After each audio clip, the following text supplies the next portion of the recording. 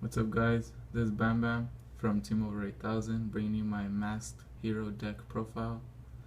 I went to this past LA Regionals with this deck. We went up to the 6th round, like the whole team. We were all about 3-3 already, so we ended up leaving because we were all hungry and we were all just tired already. So yeah, this deck did pretty good. I went up against some Necros, Tellers, Shadals, Yosenju, and Skull Servants, something like that. Yeah.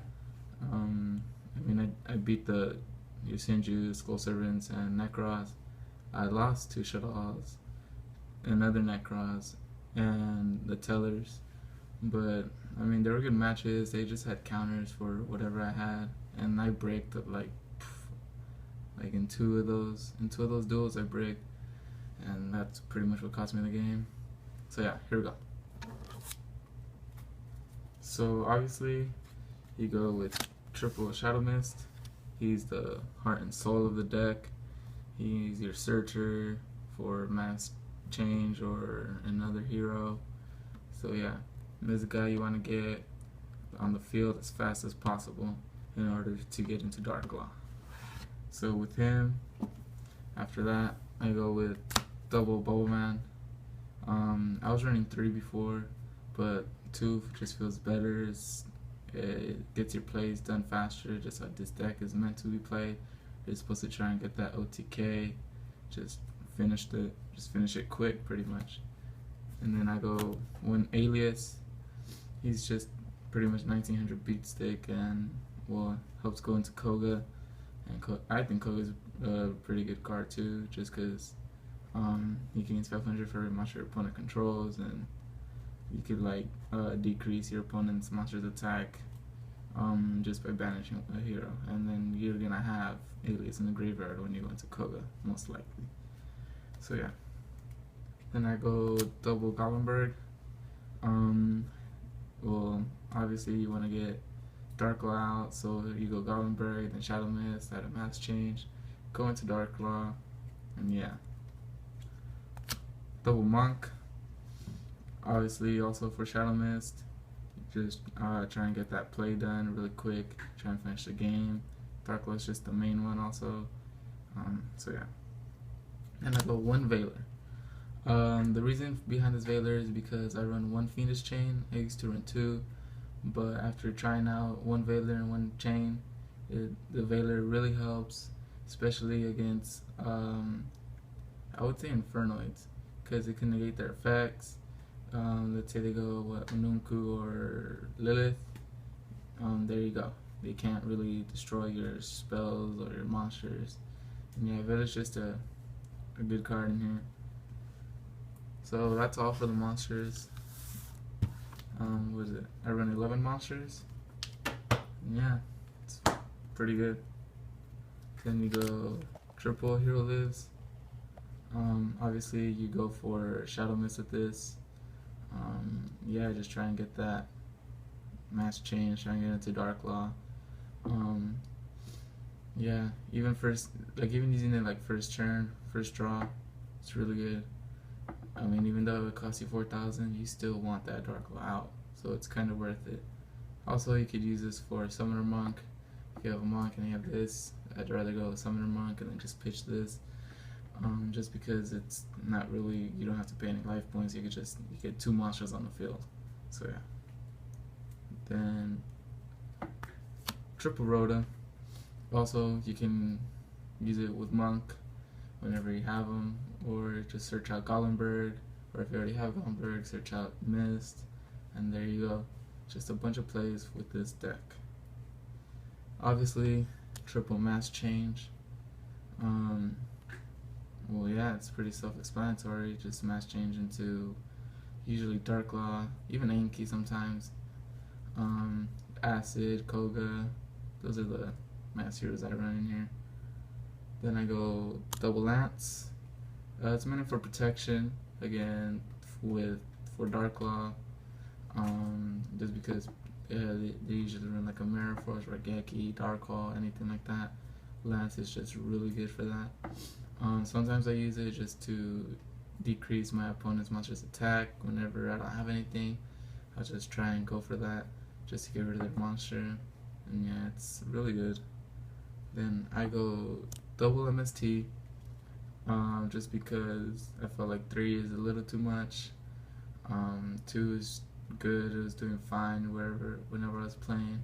And other than that, I have an extra one on my side just in case for those players that run heavy traps. So yeah. Then I go 1 mass charge. This is really good late game. Sometimes even early game, if you're trying to go for that OTK, you go, because I've drawn the mass charge, 1 mass change, and a shadow mist. So I usually go shadow mist, mass change, add a Bambam, special summon that Bambam, activate this mass charge. I mean, obviously you set all your cards first that you can, then activate mass charge. Then you go into acid and pop their back row. It's really good if you're trying to get that OTK, or if you don't really have anything in your top decking. This card is really, really good. I really like it. Then I go 1 Book of Moon, just defense, and then 1 Regeki. So that's all for the spells. And now on to the traps. So I go double Call of the Haunted, just for Shadow Mist, or when I don't have anything else on the field and I've already used a monster, just bring that back and use it for defense.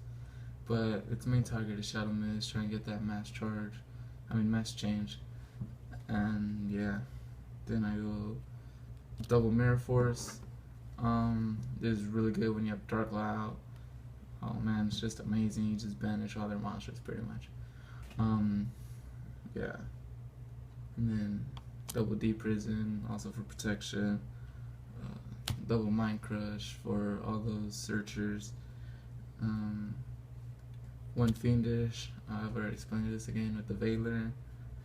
1 Compulse, 1 Vanities, 1 Solemn, and 1 Jar of Avarice. I added this just to my preference. I really like how it goes. It's really good late game. It's gotten me out of some tough situations. Let's see, I've used it, and then I drew into a Mirror Force, set it. I was playing Cosmos, I believe.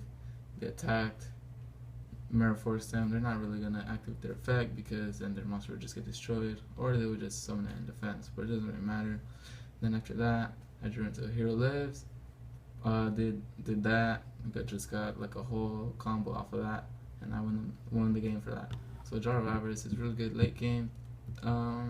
Yeah, it's just good late game. Early game, it's like a dead card almost, cause yeah, you don't really want that right at that moment.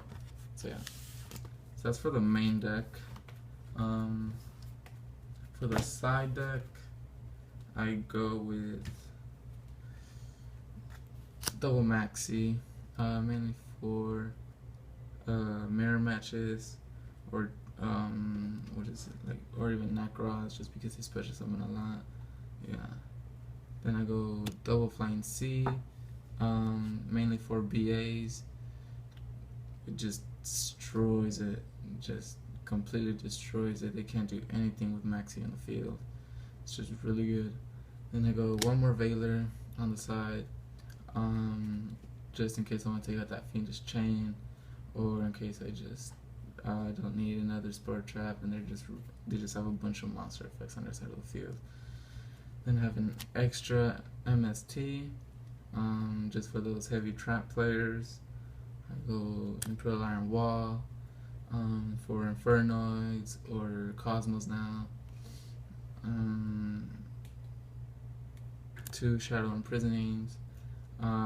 Yeah, this might be a little difficult to use in this day just because of Shadow Mist, but honestly, if you can get your plays done without Shadow Mist, then it's really good. It's really good anyway. I mean, I've done a couple plays without Shadow Mist. It's a little difficult, a little harder, but I can still get around it. Just exceeding, you don't really need Dark Cloud all the time, but just by exceeding and using all those resources that you have, Yeah, you can make a bunch of plays still.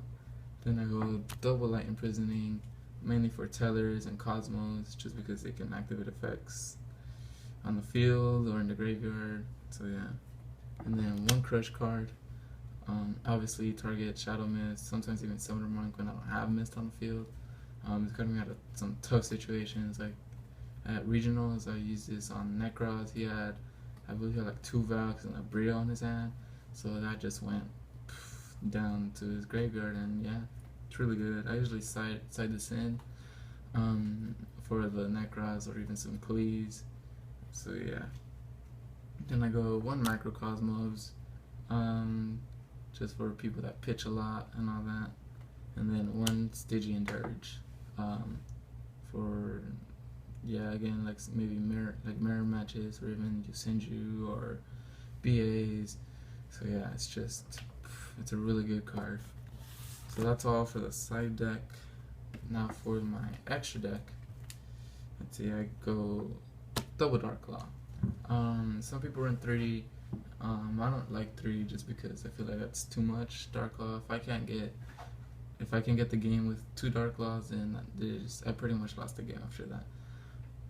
And either way, if they do get rid of both of them, I still got Jar of Avarice in the deck, put them back, and then just hopefully I can get a good card in order to summon them all over again.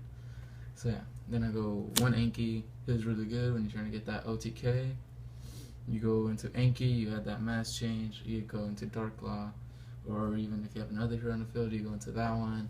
It's just a really good, I feel like it's a really good card, just in order to try and get that OTK, which I usually try and go for, so yeah.